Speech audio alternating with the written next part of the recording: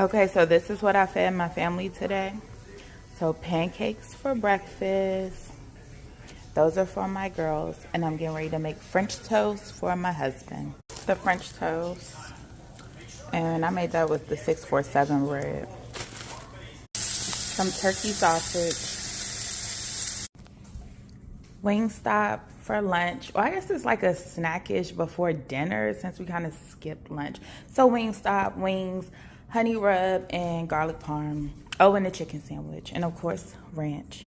Okay, so by the time we came back from swim practice with my daughter, nobody really wanted dinner. We went out for ice cream, and that's pretty much how we ended the night. So that was our day. Bye.